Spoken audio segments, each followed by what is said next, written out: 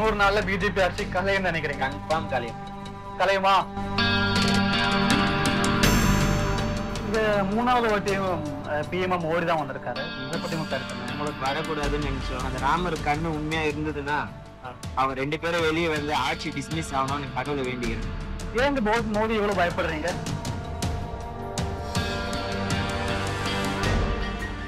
இது வந்து திராவிட நாடு. தமிழ்நாடு பொறுத்த வரைக்கும் அவங்க என்னதான் பண்ணாலும் தமிழ்நாடு பொறுத்த வரைக்கும் திராவிட தான். மலர்ந்தே தீரும் மலர்ந்தே தீரும்னு சொல்லி கையில ஒன்னா மலர வைக்கலாம். இங்க தமிழ்நாட்டுல தாமரை மலர்றதுக்கு வாய்ப்பே கிடையாது. ஆனா அந்த தமிழ்நாடு இந்தியாவில தானே ஏன் காங்கிரஸ் தனியா நின்னா ஜெயிக்க மாட்டேங்குது? என்ன ஆச்சு காங்கிரஸ்க்கு? என்ன ஆச்சுன்னு நினைக்கிறீங்க? இல்லன்னா பிஜேபி பயப்படுறாங்கன்னு நினைக்கிறாங்களா? இவர் வந்தாரு 2014 அப்படியே டோட்டலா காலி. எல்லாம் நடுத்தூர்ல பிச்சைக்காரன் மாதிரி தான் இருக்கிறோம். அப்போ மோடிக்கு என்ன எய்ம்னு நினைக்கிறீங்க? மோடிக்கு வந்து இந்துத்துவத்தை வளர்க்கணும். இந்துத்துவ வளர்க்கணும். இந்த முஸ்லிம்ஸ் இங்க வைக்கணும்னு நினைக்கிறேன். கிறிஸ்டியன்ஸ் இங்க இருக்கக்கூடாது. அவங்கள இங்க இருந்து தொடக்கணும்னு நினைக்கிறாங்க. ஹிந்தி பேசுறது ஓகே, அது தேசிய மொழினால எல்லாம் பேச வைக்கிறாங்க சொல்லுவாங்க. ஓகே, தேசிய மொழின்னு யார் சொன்னது? நீ சொல்ற நான் இவ்வளவு பாத்ரூம் கட்டி கொடுத்துருக்கிறேன். ஒரு கிராமத்துல ஒரு பாத்ரூம் என்ன பாத்ரூம் கட்டி கொடுத்துருக்கேன்? தகர டப்பாவை போட்டு கட்டி கொடுத்துருக்கிறேன். கோயில் கட்டு உன்னை வேணான்னு சொல்ல. கோயில் நீ வந்து மன்னர் ஆட்சியில கோயில் கட்டினாங்க. நீனா மன்னரா? நீ இந்தியாவோட பணத்துல உன்னை யார் கோயில் கட்ட சொன்னா? ஆனா உங்க பேர் என்ன? கிருஷ்ணமூர்த்தி. கிருஷ்ணமூர்த்தி. என்ன பண்ணுவீங்க? நானா வியாபாரம் தான், பிசினஸ் வியாபாரம் பண்றீங்க. இங்க 3வது வாட்டியும் பிஎம் மோடி தான் வந்திருக்காரு. அதை பத்தி உங்க கருத்து என்ன? உங்களுக்கு வரக்கூடாதுன்னு நினைச்சோம். வரக்கூடாதுன்னு நினைச்சீங்க? வரக்கூடாதுன்னு நினைச்சோம். மறுபடியும் வந்து இன்னும் நாடு எப்படி போகுதுன்னு தெரியல. ஏற்கனவே 10 வருஷம் ரொம்ப கஷ்டத்துல இருக்கிறோம். இன்னும் வந்து கஷ்டம் தான் பட போறோம்னு நினைக்கிறேன். அந்த ஆந்திரா சீஃப் மினிஸ்டரும் பீகார் சீஃப் மினிஸ்டரும் கொஞ்சம் உதவி பண்ணாங்கன்னா அவங்க காலில் கூட ஊழ்ந்து கும்பிடுற 2 பேரும் அவங்க சப்போர்ட்டை வாபஸ் வந்துட்டா ரொம்ப நல்லா இருக்கும். அதான் கடவுள்லாம் வேண்டின்னு இருக்கிறேன். அந்த ராமருக்கு அவங்க ராமர் கோயில் கட்டினாங்க. அந்த ராமர் கண்ணு உண்மையா இருந்ததுன்னா அவங்க 2 பேரும் வெளியே வந்து ஆட்சி டிஸ்மிஸ் ஆகணும்னு கடவுளை வேண்டிக்கிறேன். ஏன் இந்த மோடி இவ்வளவு பயப்படுறீங்க? என்னங்க பண்ணாரு அவரு? எல்லாமே வந்து கலவரத்தை தான் தூண்டுறாரு. மத கலவரத்தை தான் ஏற்பாடு பண்றாரு. கலவரம் தூண்டுறாங்க. ஆமாங்க. தமிழ்நாட்டுல கூட கலவரத்துக்கு தான் அந்த அண்ணாமலைன்னு ஒருத்தரை கூப்பிட்டு வந்து மத கலவரம் ஏற்படுது. கோயம்புத்தூர்ல வந்து ஒரு மத கலவரம் மாதிரி ஏற்பாடு பண்ண அண்ணாமலை அதுதான் பண்றேன்னு நினைக்கிறீங்களா? அதான் மேல அமித்ஷாவும் அவங்க என்ன சொல்றாங்களோ அதுதான் இவங்க பண்றாங்க. அந்த ஆர்எஸ்எஸ் அமைப்பு சேர்ந்துட்டு இந்துத்துவத்தை எல்லாம் கொண்டு வராங்க. இது வந்து திராவிட நாடு. தமிழ்நாடு பொறுத்த வரைக்கும் அவங்க என்னதான் பண்ணாலும் தமிழ்நாடு பொறுத்த வரைக்கும் திராவிடம் தான் வெல்லும். திராவிடத்தை தமிழ்நாடுல பிஜேபி கண்டிப்பா வரான்னு நினைக்கிறேன். ஒரு ஒரு அது இந்த அம்மா ஒண்ணு சொன்னாங்க. அந்த அம்மா பேர் கூட எனக்கு வாயில வரல. தமிழிசை. மலர்ந்தே தீரும் மலர்ந்தே தீரும்னு சொல்லி கையில ஒன்னா மலர வைக்கலாம். இங்க தமிழ்நாட்டுல தாமரை மலர்றதுக்கு வாய்ப்பே கிடையாது. இல்ல இருந்தாலும் 3வது வாட்டி மோடியே வந்திருக்குல்ல, அவர் ஸ்ட்ராங்கா லீடர் தானே. ஸ்ட்ராங்கான லீடர் வந்து தமிழ்நாட்டு கிடையாது. ஆனா அந்த தமிழ்நாடு இந்தியால தானே. ஆனா வந்து இன்னைக்கு ஸ்ட்ராங்கான லீடர்னு ஏத்துக்கலாம். ஆனா வந்து தனி மெஜாரிட்டி கிடையாது. மக்கள் வந்து அவருக்கு ஆப்போசிட்டா தான் ஓட்டு போட்டிருக்காங்க. தனி மெஜாரிட்டி கிடையாது.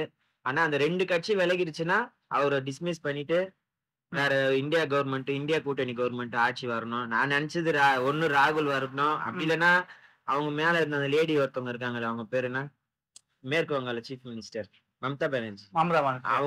அவங்க இல்லாம கார்கே இவங்க யாருன்னா ஒருத்தர் கூட வருவாங்கன்னு நான் எதிர்பார்த்தேன். கட்சியில சரி, நீங்க இப்போ காங்கிரஸ் தனியா நிக்கல. இப்போ இந்தியா முன்னணி 21 கட்சி. ஏன் காங்கிரஸ் தனியா நின்னா ஜெயிக்க மாட்டேங்குது? என்ன ஆச்சு காங்கிரஸ்க்கு? என்ன ஆச்சுன்னு நினைக்கிறீங்க? காங்கிரஸ்க்கு வந்து கொஞ்சம் ஒரு செல்வாக்கு இருந்துருச்சுன்னு அவங்க நினைக்கிறாங்க. ஆனா காங்கிரஸ்க்கு வந்து சப்போர்ட் இருக்கு. அங்க அந்த சப்போர்ட் இருந்துச்சுன்னா அவங்களுக்கு ஓட்டு விழணும்ல. ஓட்டு விழல இருக்கு. காங்கிரஸ் தனியா நின்னா ஜெயிக்க முடியல. இப்போ ராகுல் காந்தி கூட இப்ப ஜெயிச்சிருக்காரு, அதுக்கு முன்னாடி தோத்துட்டு இருக்காங்க. கேரளாவில வயநாட்டுல ஜெயிச்சாரு. இல்லன்னா வாரணாசி இதுல அமைச்சர் தோத்தாங்க.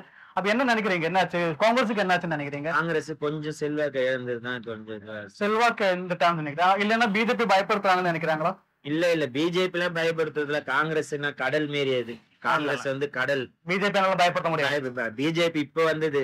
காங்கிரஸ் வந்து நான் எங்க தாத்தா காலத்துல இருந்து காங்கிரஸ் உழைச்சவங்க. காங்கிரஸ் வந்து அது பெரிய இயக்கம். அதெல்லாம் இவங்க ஒண்ணும் பண்ண முடியாது.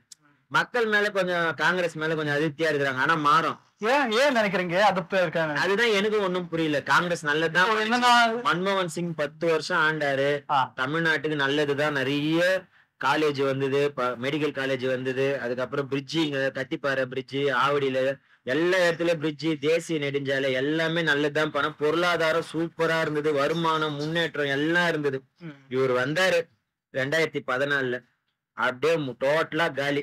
எல்லாம் நடுத்தெருல பிச்சைக்காரன் மாதிரி தான் இருக்கிறோம். அன்னைக்கு வருமானம் வந்தாதான் இப்ப சாப்பாடுன்ற நிலைமையில இருக்குது. இப்போ மன்மோகன் சிங் இருக்கும்போது அவருக்கு ஒரு குறிக்கோள் இருந்துச்சுல்ல, அவருக்கு ஒரு எய்ம் இருந்துச்சுல்ல. அவர் பொருளாதார மேதை நல்லா கரெக்டா பண்ணாரு. ஓகே, அப்போ மோடிக்கு என்ன எய்ம்னு நினைக்கிறீங்க நீங்க? மோடிக்கு வந்து இந்துத்துவத்தை வளர்க்கணும். இந்துத்துவ வளர்க்கணும் அப்படின்னா முஸ்லிம் சிங் நினைக்கிறேன், கிறிஸ்டின் சிங் இருக்கக்கூடாது. அவங்கள இங்க இருந்து தொடக்கணும் நினைக்கிறாங்க. இங்க இந்தியா தான், இங்க இந்தியா நாட்டுல இந்தியா தான் இருக்கணும். டோட்டலா எல்லாரும் ஹிந்தி பேசணும்.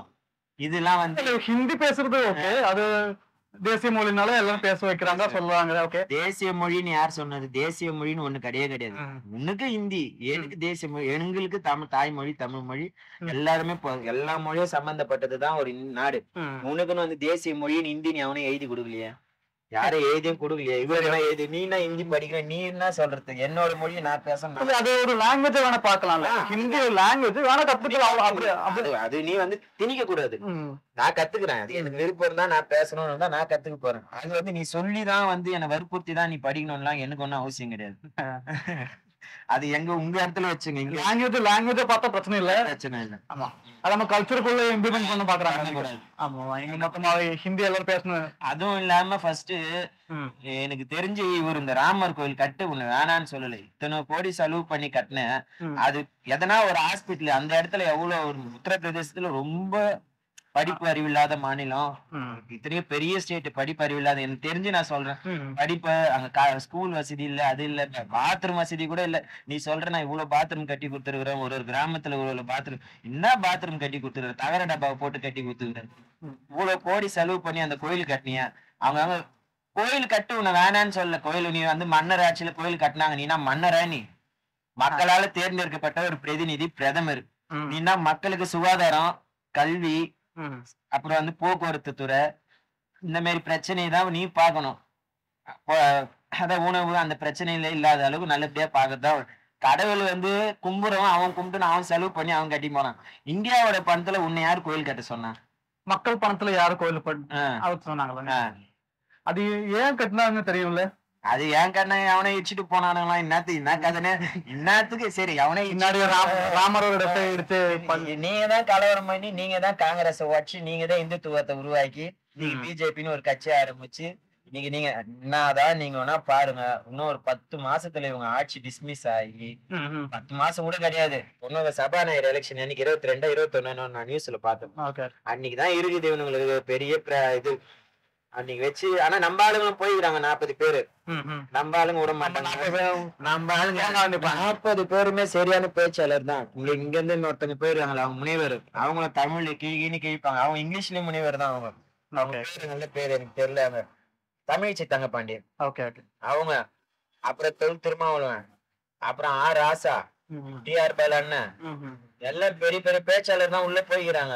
அங்க கேக்குற கேள்வி அந்த நிர்மலா சீதாராமன் நல்ல வேணான்னு ராஜினாமா பண்ணிட்டு போகுது. இப்ப இருக்கிறாம நினைக்கிறீங்களா? கண்டிப்பா நடக்கும். அப்படிங்களா? கண்டிப்பா நடக்கும். சபாநாயகர் எலெக்ஷன்லயே நடக்கும். அதுக்குள்ள இவங்க டிஸ்மிஸ் ஆட்சி, பிஜேபி ஆட்சி போனா ஒரு 10 மாசத்துக்குள்ள இல்ல. நீங்க வேணா பாருங்க, 3 மாசம் எனக்கு தெரிஞ்சு 100 நாள்ல டிஸ்மிஸ்.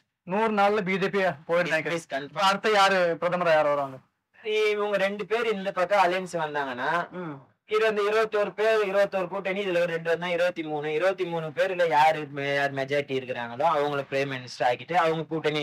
ராகுல் காந்தி வர மாட்டாங்களா? ராகுல் காந்தி தான் வரணும்னு நான் எதிர்பார்க்கிறேன். கூட்டணி கட்சியில அவங்க பேசினா யார் வராங்களோ அது வர வேண்டியது, ராகுல் தான் வர வேண்டியது. அது ஏதோ நேரம் இன்னும் ஒரு 20 சீட்டு 30 சீட்டு வந்திருந்தா ஒன்னும் பிரச்சனை.